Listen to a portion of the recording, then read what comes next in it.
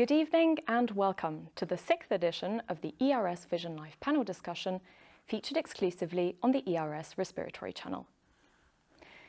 Today's discussion will focus on the treatment and management of COPD.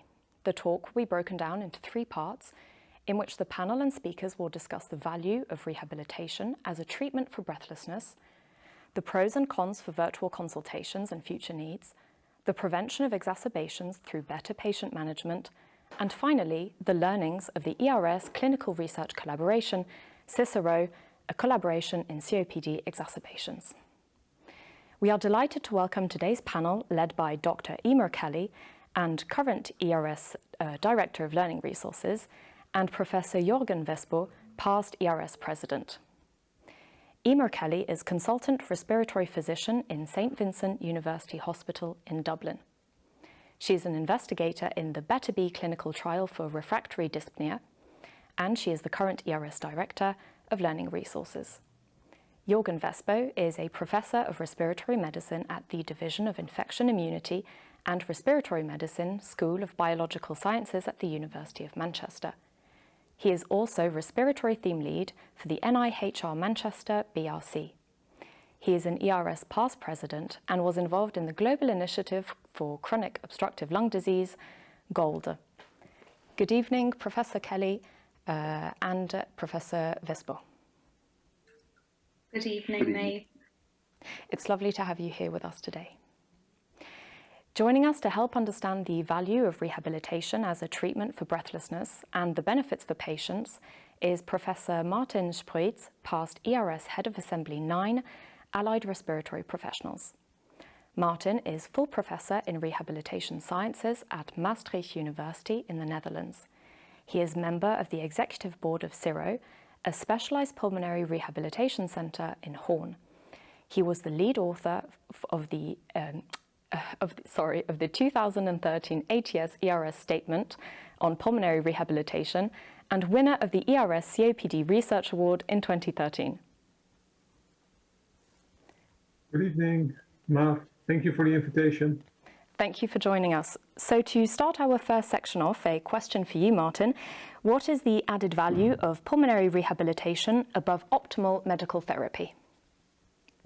Well, we know that despite the optimal medical therapy, patients with COPD can still experience symptoms like fatigue, dyspnea, exercise intolerance, cardiovascular deconditioning, anxiety, depression, and they can all contribute to the daily symptoms and functional limitations that our patients experience every day.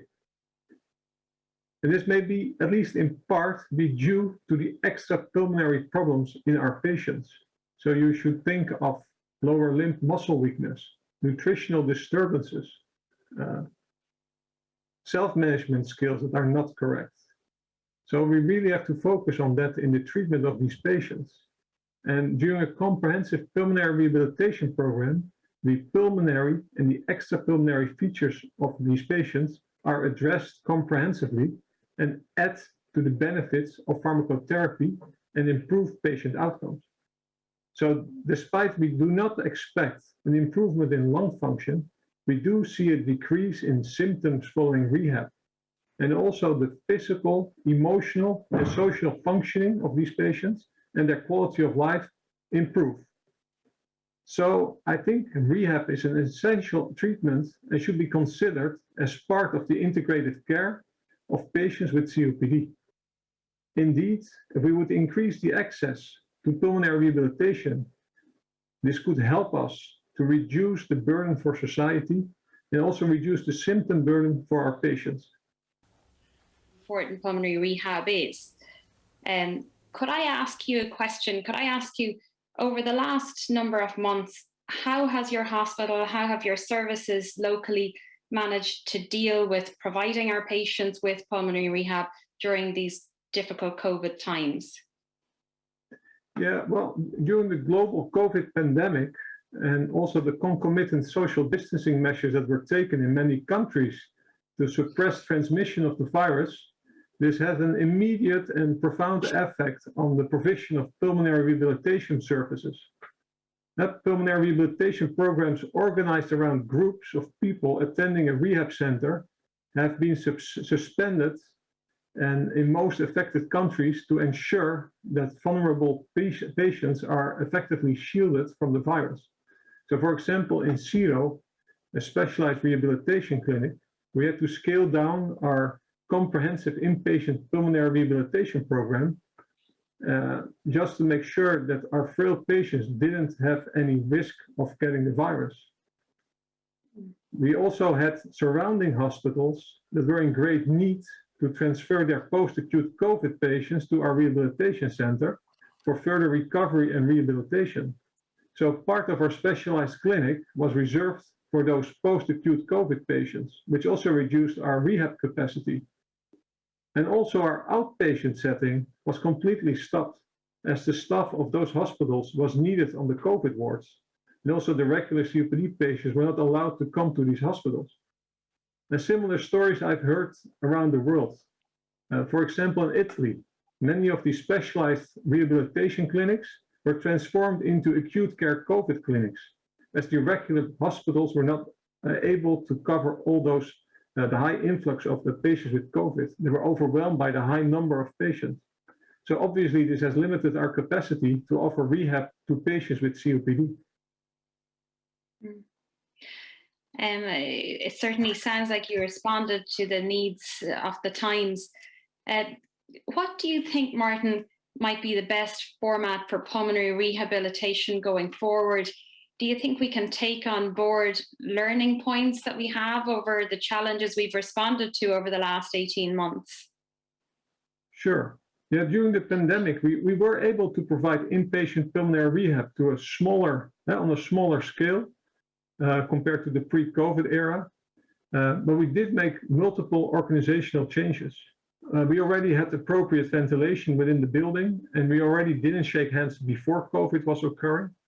Now, of course, we continued that, but we also took other well-known preventive measures in the clinic, like distancing between the staff and the patients, but also patients in between, frequent hand washing, and also wearing a mouth, nose, face mask. And also the exercise training groups were halved. The exercise training equipment was put apart, at least 1.5 meters apart from each other. We had extra cleaning of the training apparatus, and also the educational sessions were canceled and postponed and partially replaced by an in-hospital broadcasting. So all these measures, I think, are still valid, and we will continue them for the next months. What's also interesting is, I think, that we found out that the number of COPD exacerbations went down. So during the rehabilitation program, patients may still experience exacerbations. And we believe that due to the increase of the hygiene measures, that they have also a positive effect on other respiratory viruses. So for now, we really like to maintain the 1.5 meter distance between the patients and also between the staff and the patients. And if this is not possible, and the patient and the staff are together for more than 15 minutes, we still want our staff to wear a mouth, nose mask. And another experience I also like to share, and it's also, I think, a consequence of COVID, is that we enroll now patients in our rehabilitation program who have suffered tremendously from the lockdown, the COVID lockdown, which has an enormous impact on their physical activity level and their general well-being. Indeed, these patients experience a lot of social isolation, no friends and family to visit them, no or less GP treatments. So these patients may even have been anxious to get COVID-19 and stay indoors. So during our comprehensive rehab program, we have a lot of attention for the physical, but also for the emotional status of our patients. And I also have heard stories from colleagues around the world where they replaced their outpatient rehab programs with tailored rehab sessions. And that's not exactly the same as a comprehensive rehab program, because then you mostly focus on exercise training. However, this approach seems more beneficial to patients than just sitting at home alone. But then again, I think we also have to be very careful by who we provide with this home-based equipment, because some patients are not able to oversee the whole coaching online and the exercise training at home online. Because of mild cognitive impairments, but perhaps also because they have poor health literacy or they're poor digital literacy. And then the final comment I like to make is that I still believe that we have to continue these combinations, these hybrid models. And I know there are colleagues who are now combining visits to the hospital, outpatient visits, combine them with tailored rehab exercise sessions at home, to make sure that the exercise groups remain rather small and that safety is guaranteed.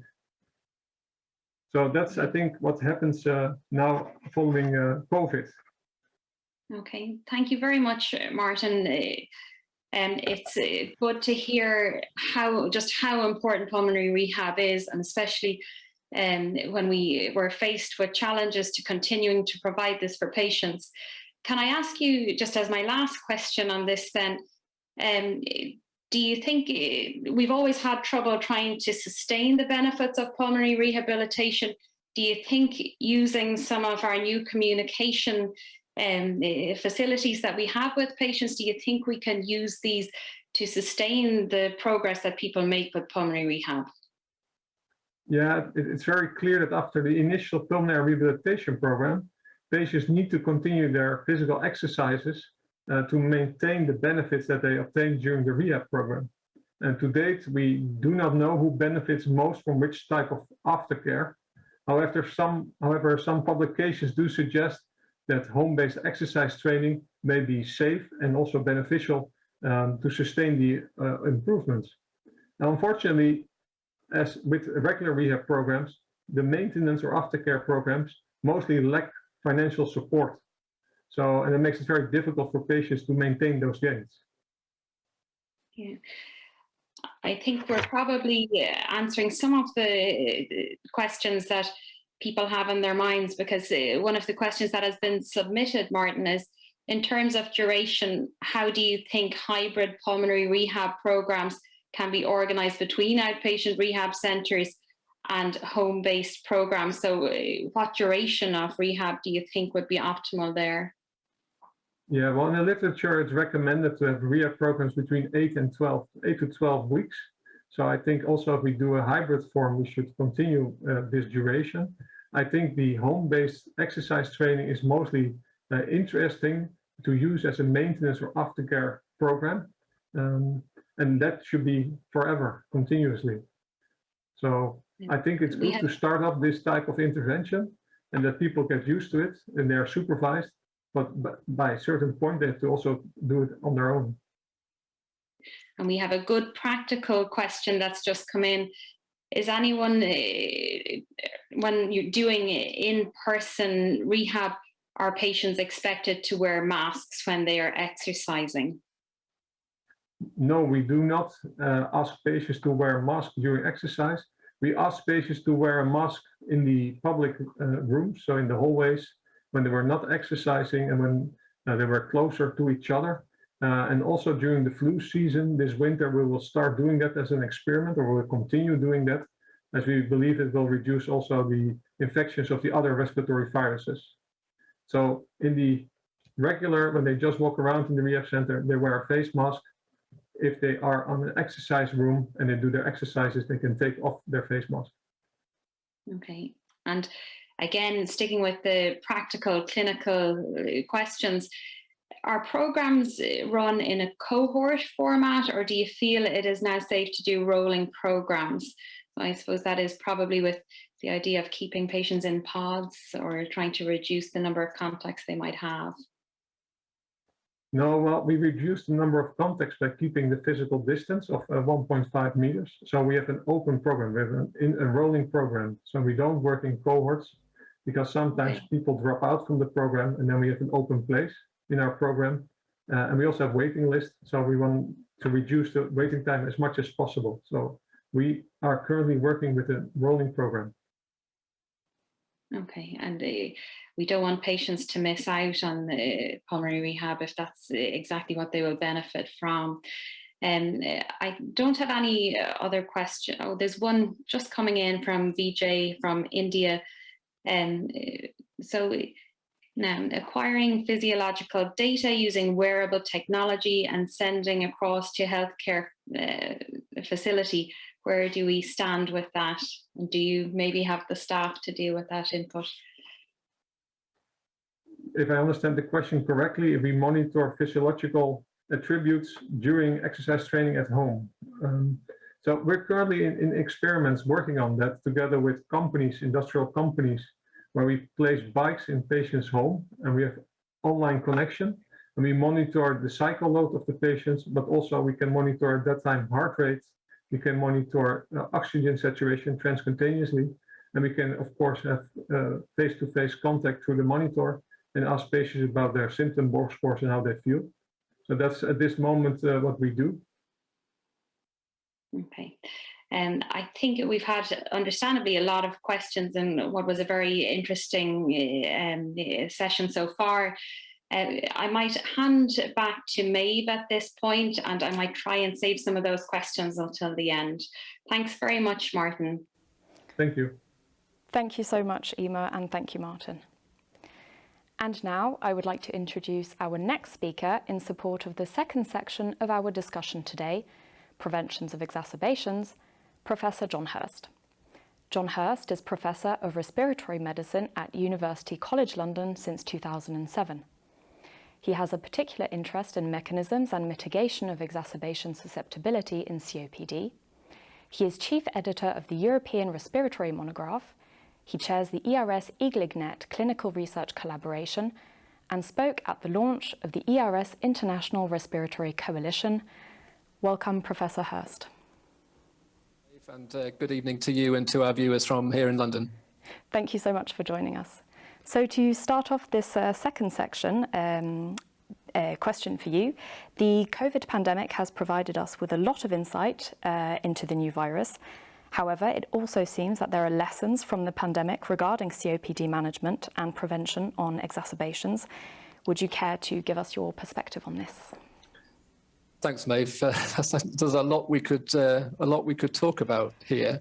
I'm going to start with a couple of negatives, I suppose. Actually, one is the profound impact that the COVID pandemic has had on the routine care of people living with COPD, and Martin's just touched on that. For example, with access to pulmonary rehab, but it's not just access to pulmonary rehab; it's access to outpatients as well, right? So, as people are coming back, as they are now, feeling more comfortable coming back post-vaccination, I think the complexity of patients that we're seeing in outpatients is incredible. They're coming with a number of problems which have been building up and comorbidities which need sorting out. So that's the most profound impact, the impact on routine care, and really emphasizing the importance of routine care. The second negative, I guess, is the impact on us, the impact on healthcare professionals. You know, the multi-professional respiratory healthcare team has really stood up and can be proud of what it delivered during the acute waves of COVID, but also the way it's picked up the care in many places for people with ongoing symptoms, long COVID. But that does mean that many colleagues are tired, some are exhausted, and this is at the same time that our patients with COPD need us more than ever. So there's been a couple of negatives, but I think I want to draw out some positives as well, if I may, Maeve, because the pandemic's also shown us a lot about innovation, and Martin again has touched on the idea of innovation in pulmonary rehab and delivery, or increasing delivery of virtual PR, but we've seen that in terms of outpatient clinics as well. And then perhaps the last thing to mention is the reduction in hospitalizations that we've seen, both with asthma and with COPD through the COVID pandemic, and that raises a lot of really interesting questions going forwards. Thank you very much. Thank you very much, John. I think it's fascinating because it's always in a crisis that it is a crisis, and as you say, it's taking its toll. But sometimes we take things and we use them in a beneficial way because we get a little wiser every time we're squeezed, so to speak. So are there things here, some of these things that we have learned and that we have used during the pandemic that we can now make part of our usual care, in times between pandemics, so to speak?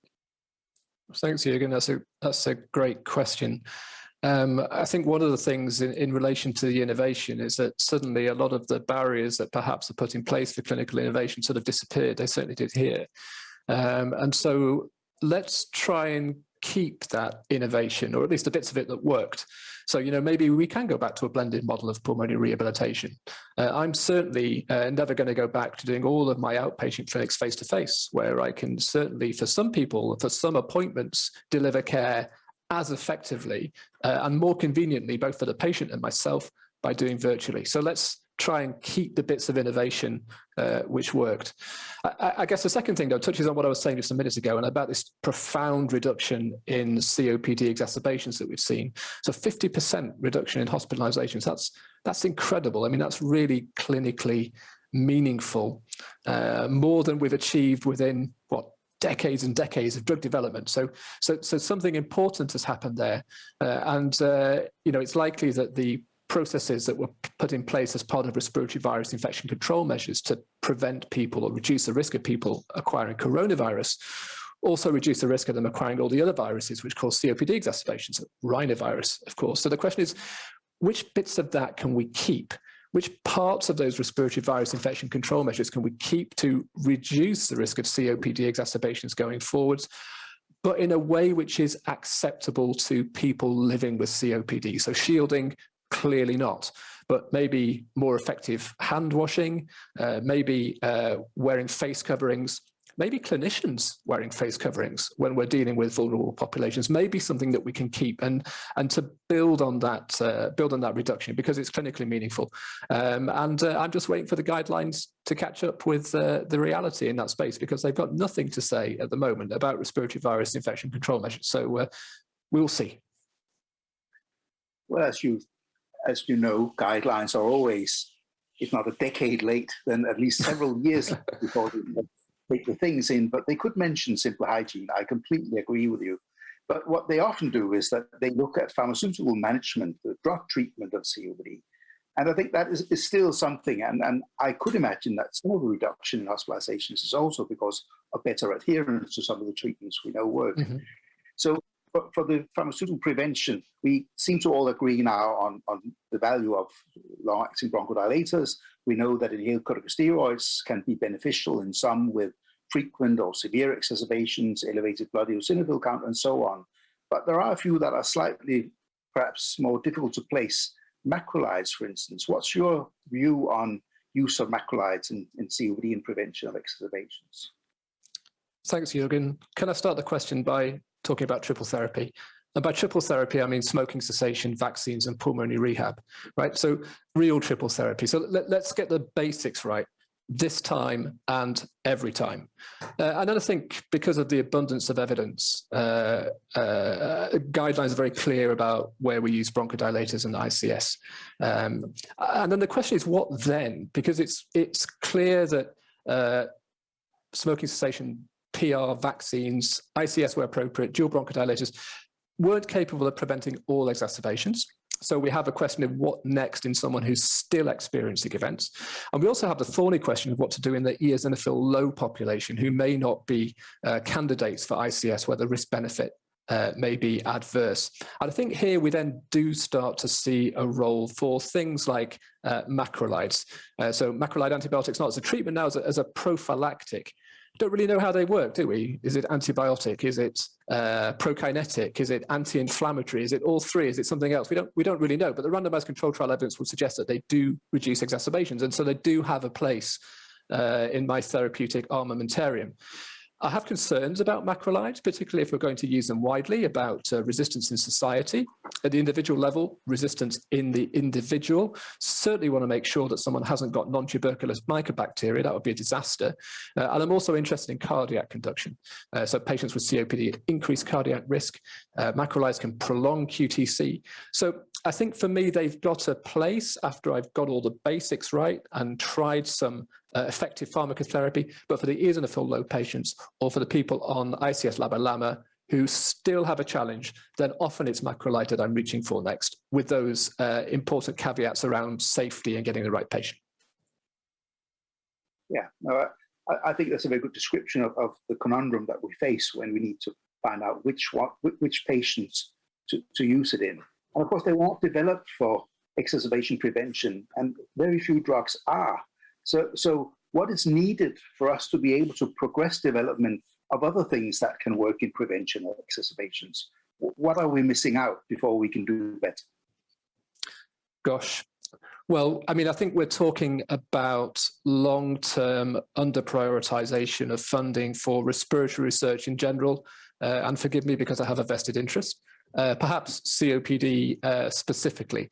So, you know, there's a great need for COPD care and research to be further up the political agenda. And that, you know, that's why I'm so pleased to be associated with the ERS International Respiratory Coalition, for example. So there is stuff going on in there. I'm also really pleased to see some other ERS initiatives as well. And Vim's going to be talking about Cicero, so have a listen to what he's got to say in a second. So this basic research is really important. And it's important because, you know, just as one example, look at the transformation in care that's been achieved in rheumatoid arthritis or inflammatory bowel disease with the early use of targeted biologics to turn off that process before end organ damage. We're a million miles away from being able to do that in COPD at the moment. The data from biologics, such as it is disappointing.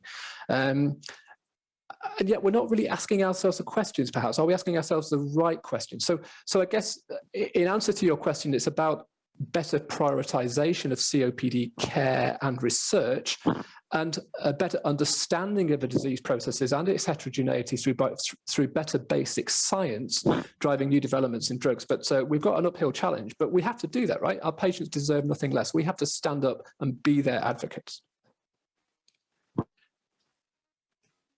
Yeah, no, I agree entirely. I agree entirely, and I'm quite sure that we'll touch on some of the same things when we discuss with Wim later with what they are doing in Cicero. But I guess one of the problems is that what we have at the moment, we need to apply properly. And I did like the fact that you stressed that one of the learnings from COVID was the most simple of all, which is hand washing, simple hand hygiene. And so we can do these things, but perhaps we can apply them smarter. And one of the questions coming in from outside is, what about all these different applications, artificial intelligence, better sort of highlighting who are at risk, when they are at risk? There are sort of small studies looking at it may work, at least for a period of time, in a specific geographical setting. Do you think we can have better hopes there that we will be better at using all the information we can achieve with wearables from outside sources, registers, to better highlight people at risk? Yeah, so you're touching, I guess, there on diagnostics, Jürgen, and certainly across Europe, but particularly globally, access to what you might think of as simple diagnostic tests, spirometry, is often absent. And so how do you begin to start to manage a disease that you haven't even been able to diagnose properly? I think that's a big challenge, and artificial intelligence in terms of providing quality assurance and diagnosis around spirometry traces, active area of research for many people. I'm going to be a bit provocative though, if you'll let me, and let's not get ourselves into a muddle that artificial intelligence is a substitute for real intelligence. As clinicians, we're highly trained. We know a lot. We know where COPD patients are who haven't been diagnosed. They're in the cardiac clinics. They are in the mental health services. They're people who've smoked. We know where to find them. So I think artificial intelligence is increasingly going to have a role. But in the meantime, let's use our real human intelligence now. I agree that's really entirely true for diagnosis. I was also thinking of, when we look at people at risk of exacerbations, who are the ones that are, there have been a lot of things with changes in air pressure, humidity, weather, thunderstorms, other things that might precipitate worsenings could be predicted. But I agree, let's get hold of some of the basics of the disease before.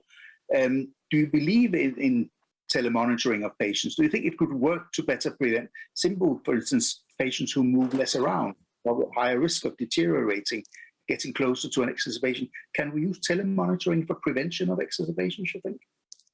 Yes, so that's a really exciting area, and maybe not prevention, but maybe early detection. And if you can detect something earlier, maybe you can treat it earlier, and maybe the effects are less. And as sensor technology has moved on, then I think that's increasingly plausible.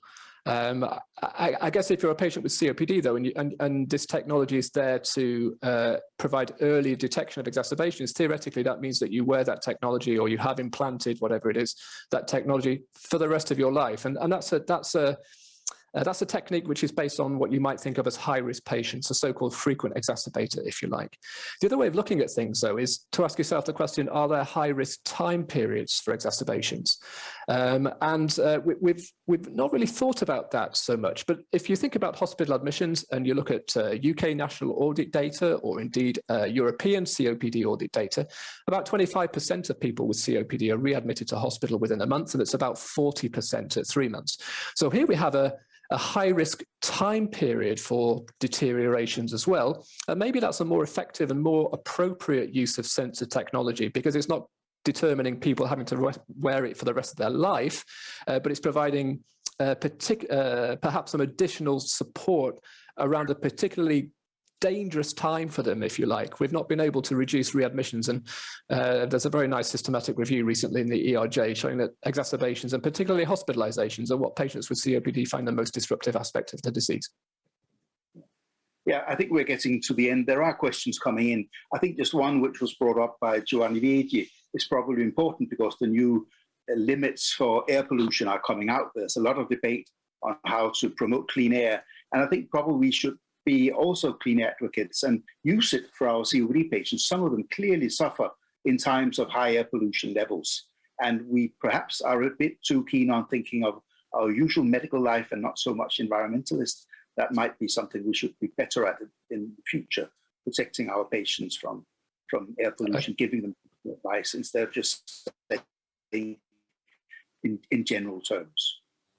Completely agree with you. And is there a condition where it's more appropriate to be holistic than COPD? Then show me that condition. Absolutely. Okay, thank you so much, John. I will get back in the general discussion at the end, and I will hand back to Maeve now. Thank you. Thank you. Thank you so much, Jorgen, and thank you, John. So, in support of the final section of our discussion today, we welcome Professor Wim Janssens, who is co-chair of the ERS Clinical Research Collaboration for Acute COPD Exacerbations, Cicero. Professor Wim Janssens is pulmonologist and currently leading the clinical COPD program at the University Hospital of Leuven. He is head of the research group of respiratory diseases and thoracic surgery, BREATHE, at KU Leuven. His main research interests are on acute exacerbations of COPD, comorbidities, and respiratory rehabilitation. And he is also this year's award winner of the ERS Mid-Career Gold Medal in COPD, sponsored by Boehringer Ingelheim. Welcome, Professor Janssens. So thank you for the introduction and also for the invitation. And it's greetings from Leuven, that from today onwards is the capital of road cycling. So I'm happy to be here at the webinar.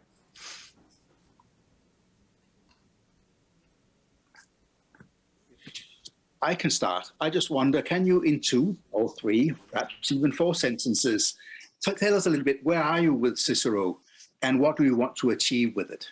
Can you give us a few good hints? Yeah, that's a great question. And Cicero is actually an ERS clinical research collaboration. That is a collaboration between the European Respiratory Society, industry and expert centers, clinicians, that has been set up to better understand and phenotype severe exacerbations. And so over the last decades, I think we've made tremendous progress, and even with the COVID pandemic, even more in our understanding how detrimental these are in the clinical course of the disease. So we've developed a few interventions that help in preventing future events. We're not equally effective in preventing admissions, but in my view, we did not make any effort on how to improve the treatment of the acute event, which is often steroids and antibiotics by default, and that not only in Belgium, but definitely in many other countries. And so The need is high and cannot be underestimated, in particular for severe exacerbations with hospital admission, as they're associated with high mortality rates, about 12% within 3 months post-discharge. And also John touched on this, 35 to even 40 in the UK, readmissions within 3 months post-discharge. And obviously this is accounting for a huge economic cost.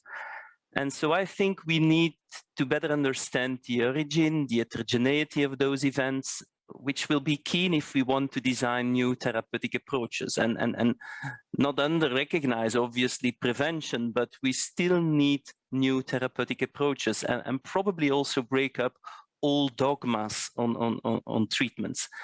And so for this purpose, we and others designed the Catalina study within the Cicero collaboration, which is a study that aims to collect clinical but also biological data of more than 1,000 hospital admissions. And we also will continue with 1 year follow-up of those. And that will happen, is planned to happen in 8 European countries. And so the first round has been postponed, obviously, by the pandemic. And but the first round of the participating centers is planned for early next year. And then we'll have a second wave of centers that join by the end of 2022. If of course we're not overwhelmed again by COVID. So the hope is to have 20 centers enrolling patients from the next year onwards. Thank you very much, Wim, for summarising the huge undertaking that Cicero represents.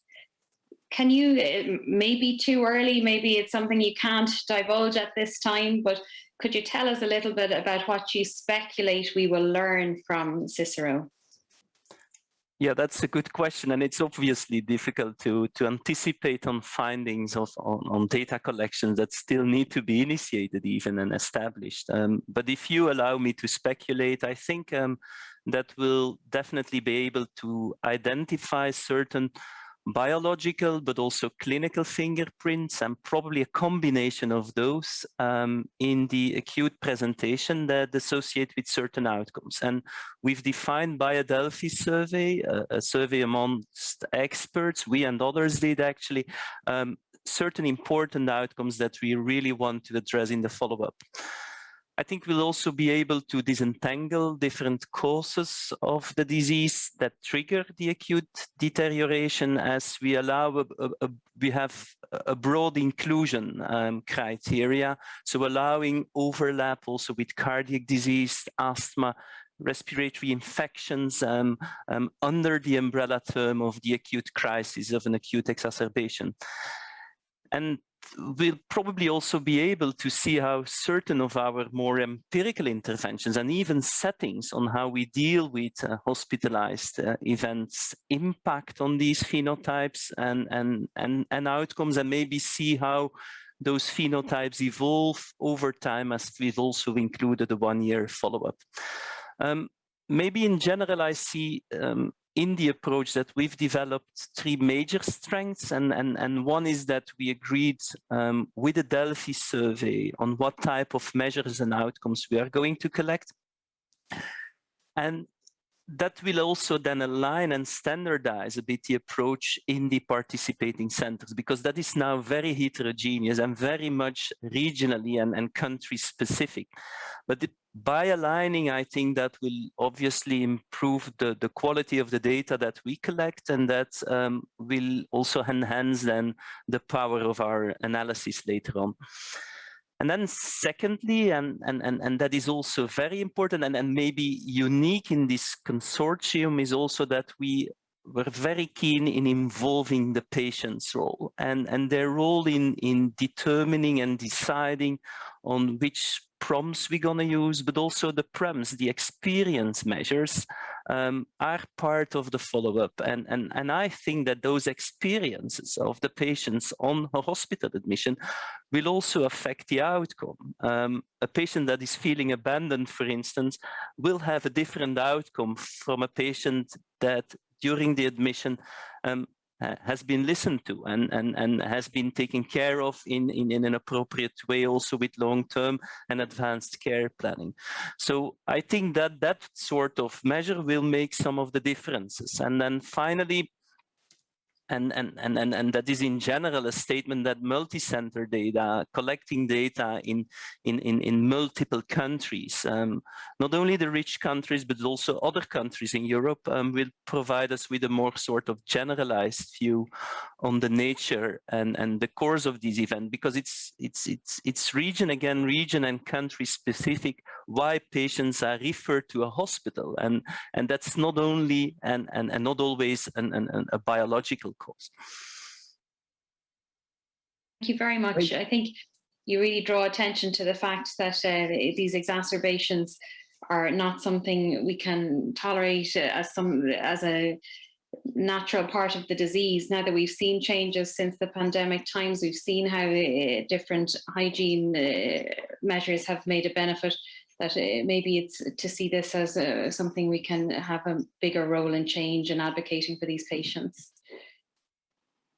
Yeah, definitely. That will definitely be part of the study. And so I think also COVID will be a challenge, because we probably have reduced number of admissions, but on the other hand, it may also reflect how the new hygiene measures, our new approaches impact on the follow-up of these events. So it's challenging, let's put it like that. Yeah. At some stage, you did mention that patients are usually given steroids and antibiotics, and basically that's what we also did 35 years ago when I left medical school, not that much advanced. Will you approach new treatments? And if not, or if you are, where do you see the greatest needs? Where are the needs that probably needs to be fulfilled quickest? Yeah, that's a great question, Jürgen. And obviously, I think that the final objective is to study new interventions. If we really want to affect or impact on the outcomes, we need to study new interventions, and preferably with a randomized design where we can compare with even open label or double blind, and preferentially, and that's maybe something other that we learned from COVID, is to use a platform design in which we compare a standardized approach, the standard approach, with different interventions at the same time, dependent on the hospital, the region, etc. So I think we probably can be more flexible in thinking of a good design, in studying different interventions at the same time. And in general, I see three important questions rising. And first, obviously, new molecules. I think there are a number of new molecules on the block, but also we may not lose on repurposing existing drugs for particular subtypes that may be rare subtypes or even more frequent. But I think that we'll be able to use the analysis of the data set of Cicero 1 to really design appropriate studies for certain subtypes, certain phenotypes that arise from the first studies. And then equally important, and you touched upon this, is that we need to look critically to our interventions that we are now routinely applying, and I'm also referring again to the detrimental effects of steroids that are very liberally used for almost any indication. And so I think that we'll have a platform ready also to study how certain interventions can be withheld in certain indications, as they may be more harmful than beneficial.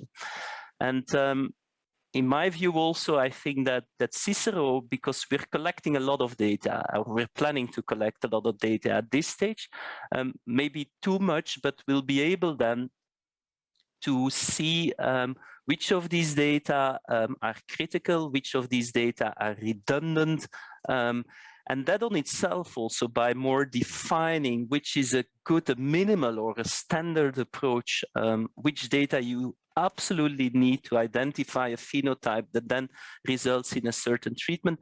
That is probably one of the biggest impacts Cicero is going to have on routine practice even. And that on itself may improve outcome. And then finally, if I may, and perhaps maybe the most challenging, but also maybe the interventions with the most potential is the need to study home monitoring. And we've touched on this with Martin and also on the previous speaker, that monitoring and remote coaching, particularly in my view, in this high risk period of 3 months, and be it 6 months or 3 months, that still has to be defined, but a limited period of high risk there, if we could implement home monitoring there and convince patients that it helps them to identify early relapses, I think that may also make a big difference, because in my view, it's almost an illusion to think that with a short-term treatment, we're going to prevent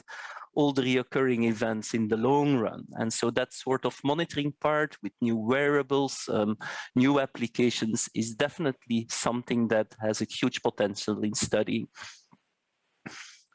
Do you have any experience yourself in sort of applying integrated care applications in the prevention of these patients, instead of just going with basically what we talked with John about, with going our usual treatments, wash your hands, but having sort of integrated care as a package? It's a question that's come in on the web, and I think it is interesting because we tend to pick things apart, and very often it's the entire package that will work or not. Any experience, any thoughts on that?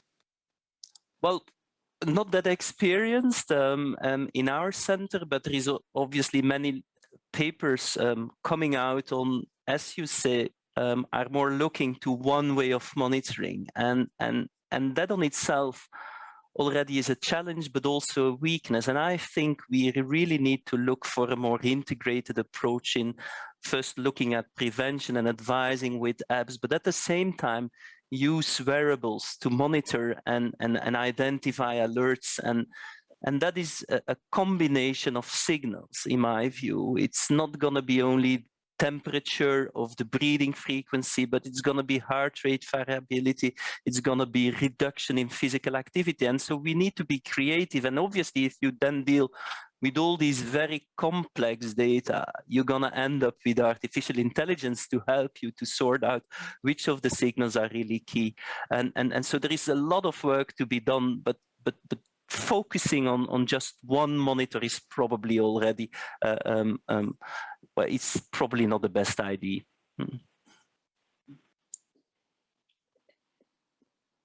Wim, could I ask you, there's a question that has come in, and it probably relates to the data collection, but also subsequent analysis that you'll be doing in Cicero. But someone has asked, how representative will the data collected during this or these unusual years be? And they put in brackets, hopefully unusual years. So do you think what long-term will this affect how we will interpret the data because we've had this COVID period? Yeah, that's a very good question. And that is a question we've struggled with. And somehow, I mean, the fact that we were delayed in organizing the study because of COVID will also help us in now collecting data when we're over the highest peak of the COVID pandemic. And but as you say, there have been differences now, and we see a reduced number of admissions, which is an issue, because if you want to power an intervention or look on an effective intervention, you need events to see whether it is effective. And with all the new hygiene measures and probably the epidemiology of the acute exacerbations is going to change dramatically. But as also other people already suggested, probably many of these measures and hygiene measures that we're now taking with COVID are going to run for a longer period. And I'm not completely convinced that we're going to abandon everything. And there's some good things that we can carry forward.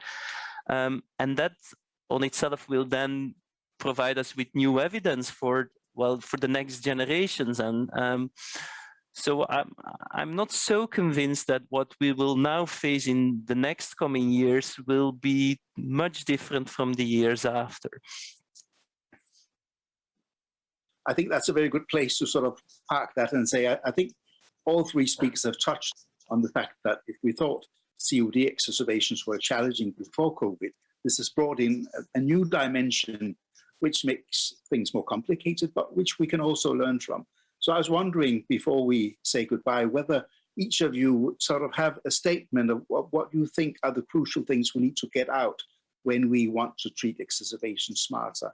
I don't know, will you start? Emma, will you give you a bit on what would your closing statement? Well, I think a big point that I'll take from this evening is just the importance of doing the basics right for our patients with COPD, and again reiterating the importance of exercise, however that looks, however our pulmonary rehab class looks post-COVID, but really reaching out to patients that probably were quite vulnerable in this pandemic, and making sure that they have access to getting better, to getting the exercise they need, and that is a major way of preventing exacerbations. Yeah, no, I guess you're very right there. Martin, any sort of comments, conclusions from you on this issue? Sure, thank you. Now, I would make a plea for post-hospitalization pulmonary rehabilitation. We know that if patients are admitted because of an exacerbation, it has a negative impact on their symptoms, the exacerbation, but also it hurts their extrapulmonary features. So the weakness increases, their quality of life goes down. Some patients may even become anxious or depressed. And we know from many randomized controlled trials, but also from a Cochrane review, that if you enter a rehab program soon after discharge from the hospital, that you can prevent readmissions and may even have a positive effect on survival. So I would really plead for early rehabilitation following a hospital admission. At this moment, only 10 to 15% of the patients that were admitted are referred for rehabilitation, and we should do a much better job than this. For example, after myocardial infarction, 60 to 80% are referred directly for cardiac rehabilitation, and I would really encourage the pulmonologists and other clinicians to also do the same with COPD exacerbations. Thank you very much. And I can assure you that there are a number of comments and questions coming in asking for if there are any comparisons of the effects of pulmonary rehab before and after COVID with the changes we make. And I think there is something that we need to enlighten people on as we move along when we collect these experiences and try to present them in a systematic fashion. But back to sort of closing remarks. John, anything from you? So I think Wim and the Cicero team have got a really important project running there. But I need to apologize to him for what I'm about to say, because I'm going to celebrate the idea that there's been a big reduction in COPD exacerbations. I appreciate it's made it harder to study them. But for our patients, that's got to be a good thing, right?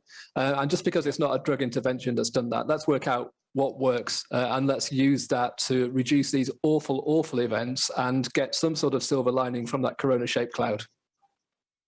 Good.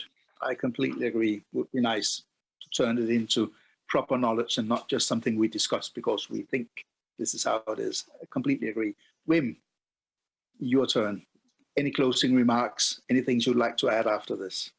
Yeah, I probably agree with the fact that we should first put the basics right, but on top of that, I think we need to be ambitious, and we need to look at that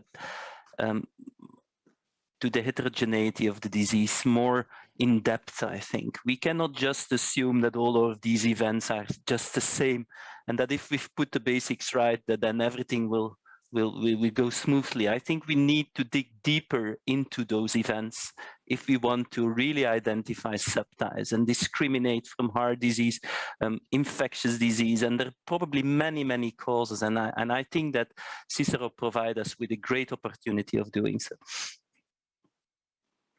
Thank you very much, Wim. I think the key word is being ambitious here. I think we need to be a bit more ambitious on behalf of our patients. I think they deserve it. And I think we have some of the platforms. The Cicero study is fantastic. But being part of ERS and utilizing the assemblies, using Congress, whether it's virtual or live, I think to meet, network, and make sure that we utilize the information, that we discuss it, and then not least that we apply it once we have it to our patients. That requires some ambition to do better than we're doing currently. So thank you very much for that. I'd like to hand over to Maeve for her final comments, but thank you to you all. Thank you so much, Jorgen, and thank you very much to the rest of the panel for sharing your expertise and knowledge with us today. And of course, thanks to our online participants today for joining us and for your many questions. A recording of the discussion will be available to rewatch on the ERS Respiratory channel, and the ERS Vision Live series will continue.